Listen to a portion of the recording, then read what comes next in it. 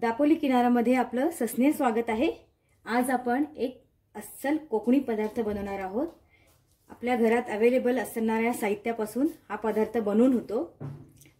बघूया काय साहित्य लागतं त्यासाठी। मापाने आपल्या घरात जो ग्लास असेल त्याचं माप घ्यायचं।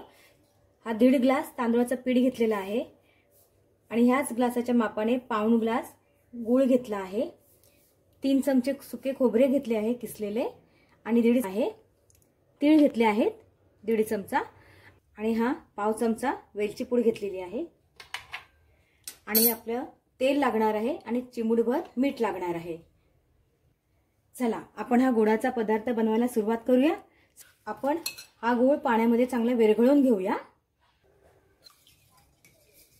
बघा छान असा गूळ विरघळून झालेला आहे। आता यामध्ये आपण हे तांदूळाचं पीठ घेऊया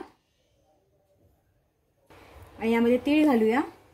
किसलेले सुके खोबरे घेतले आहे ते घालूया आणि वेलची पूड घालूया आणि हे सगळं मिक्स करूया छान। पीठ आपण छान भिजवून गोळा बनवून घेतलाय। पीठ आणि इतर सगळं साहित्य मिक्स करून बघा याला थोडंसं तेलाचा हात लावूया।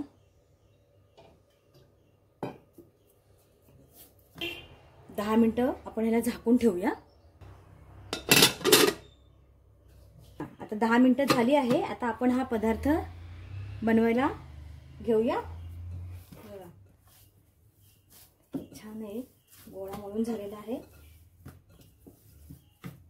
आता हे आपण पीठ भिजवून घेतलेलं आहे ना, आता त्याचं आपण बोरं बनवून घेऊया। होय, या पदार्थाचं नाव आहे तांदूळाच्या पिठाची गोड बोरं। तर आपण हे पीठ भिजवलेलं आहे। आता त्याची आपण अशी हे बघा अशी गोल आकाराची बोरं बनवून घेऊया। हे बघा आहेत की नाही बनवायला किती सोपी। हे बघा किती सहज होत आहे। ही अशी गोल गोल अशी बोरं आपण तयार करून घेऊया। खरंच हे पारंपरिक पदार्थ किती कमी साहित्यात बनतात ते तर आहेच, पण ते पौष्टिकही असतात आणि बनवायला सुद्धा फारसा वेळ लागत नाही, पटकन बनवून होतात। आणि बघा लहान असो किंवा मोठे असो सर्वांनाच हे पदार्थ आवडतात। आता बघा ही बोरं जी आहे त्याचं नाव सुद्धा किती इंटरेस्टिंग आहे। लहान मुलांना नक्की आवडेल की नाही। हे बघा हे असे गोल गोल बोरं आपण बनवून घ्यायची। हे बघा अशी आपल्याला आणि ह्याच्यामध्ये गूळ वापरलाय आपण, तो आपल्या चवीनुसार घ्यायचं। आपल्याला किती गोड हवं, कमी जास्त तेवढा आपण गूळ घ्यायचा। बघा आहे की नाही सोपी रेसिपी। आणि आपल्या घरात हे साहित्य असतंच, तांदूळाचं पीठ असतं, गूळ असतं, म्हणजे घरी जे साहित्य आपल्याकडे आहे त्या कमी साहित्यात हे पारंपरिक पदार्थ कसे बनवून होतात बघा झटपट। काही फारसं तामझाम नसतो ह्या पारंपरिक पदार्थांचा आणि खायला पण खूपच छान लागतात आणि पौष्टिक सुद्धा असतात। तुम्हाला रेसिपी आवडली तर लाईक करा, आपला दापोली किनारा चॅनल सबस्क्राईब करा, आपल्या रेसिपीज पहा, आवडल्या तर लाईक करा।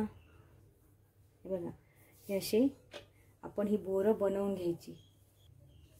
बघा हे अशी ना आपण या पिठाची ही सगळी बोरं आपण तयार करून घेऊया। सगळी बनवून तयार आहेत। हे बघा ही अशा आकाराची गोल गोल बोरं आपली तयार आहेत। आता ही आपण तळून घेऊया। हे बघा भांड्यात तेल घेतले आपण। आता ना आपण गॅस चालू करूया। आपल्याला मंद आचेवर तळून घ्यायची आहे, त्यासाठी थोडंसं तेल तापवून घेऊया आपण। तेल तापलं की आपल्याला गॅस कमी करायचा आहे। तेल छान तापलेलं आहे। आता आपण ना ही बोरं आहेत ना आपण ह्याच्यामध्ये तळून घेऊया। ही अशी मस्त ही बोरं अशी तळून घ्यायची।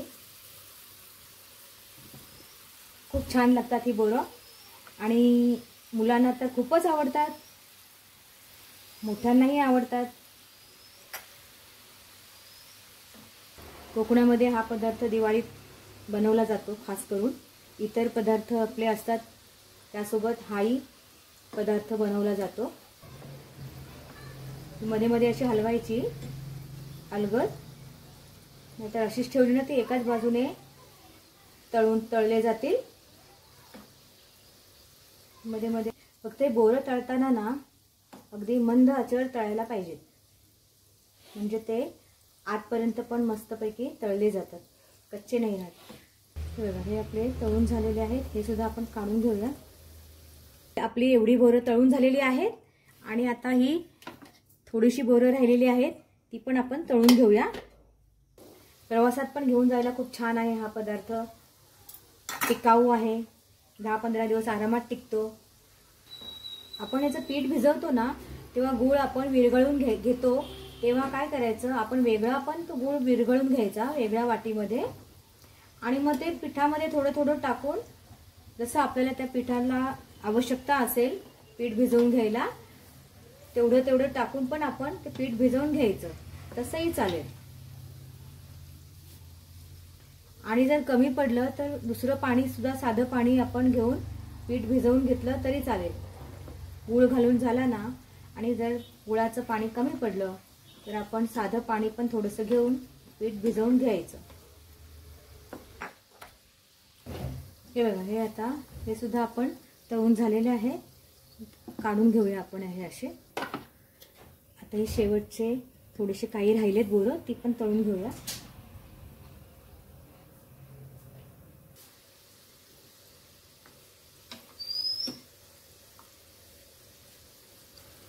बघा, जेव्हा आता गोड खावंसं वाटेल ना, ते बारीक पदार्थ तुम्ही नक्की करून बघा। लहान मुलांना टिफिन मध्ये पण देण्यासाठी हा पदार्थ खूप छान आहे, आवडीने खातील मुलं। आणि सगळी बोरं आपली तळून झालेली आहेत, तर गॅसची फ्लेम बंद करूया।